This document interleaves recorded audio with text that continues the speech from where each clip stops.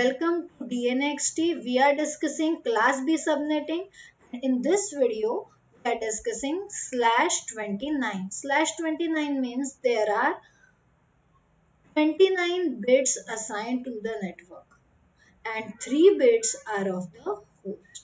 Now, when we are talking about 3 bits are of the host, that means how many sub host per subnetwork we will get over here.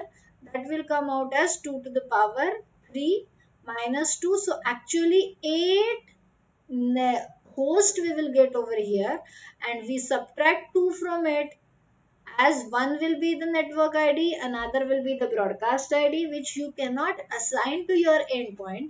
So valid host IP addresses you will get in each subnetwork will be only 6, because we have only 3 bits for our host. But we have 13 bits for the network. How come?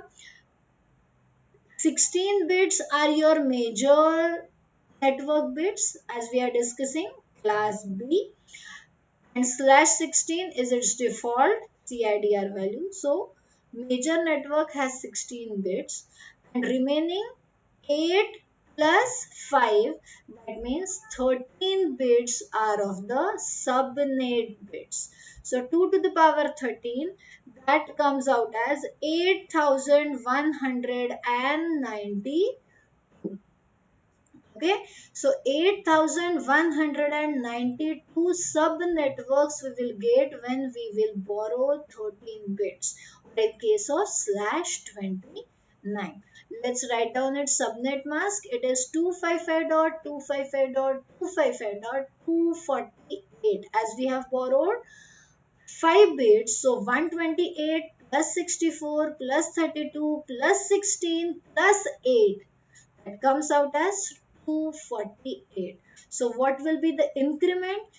Since we have borrowed bits from both third octet as well as fourth octet, there will be an increment in third as well as fourth.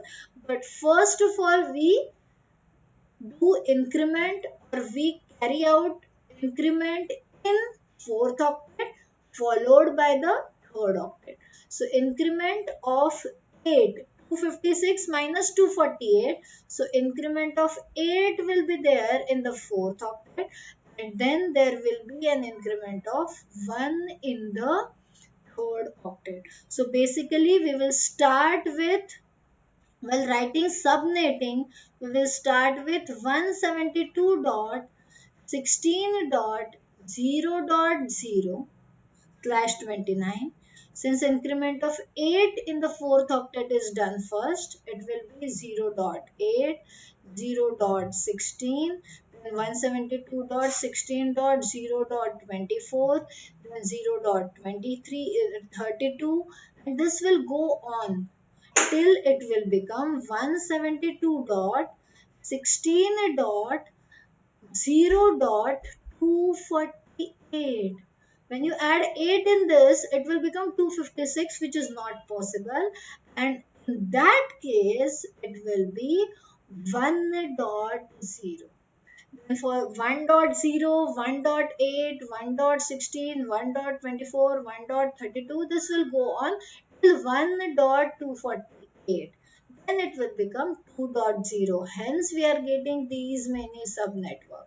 The last subnetwork that we will get will be 172.16.255.248.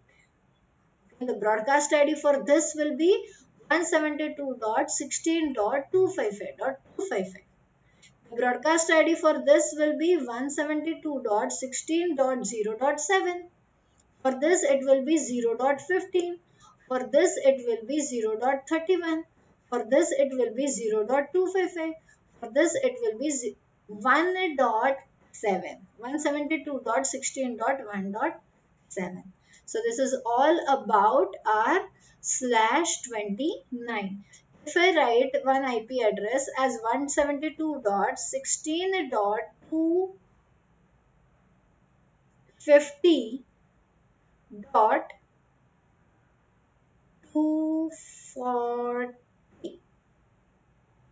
And what will be its broadcast ID? Broadcast ID will be 172.16.250.247, because for next valid subnet you have to add 8 in the fourth octet. Okay, it's slash 29 obviously. Then as we are discussing it, it will be 248. So the broadcast ID must be 247. So its broadcast ID will come out as 172.16.250.247. Okay. If I write IP address as 172.16.19.64. So 64 plus 8 is 72. So your broadcast ID will be 172.16.19.71. In this way, we calculate broadcast ID for the given IP address. Now, if we say 172.16.19.65 is the first valid host, then the last valid host will come out as 172.16.19.70, because 72 is the next subnet, 71 is my broadcast ID, so 70 will be my last valid host in this subnetwork.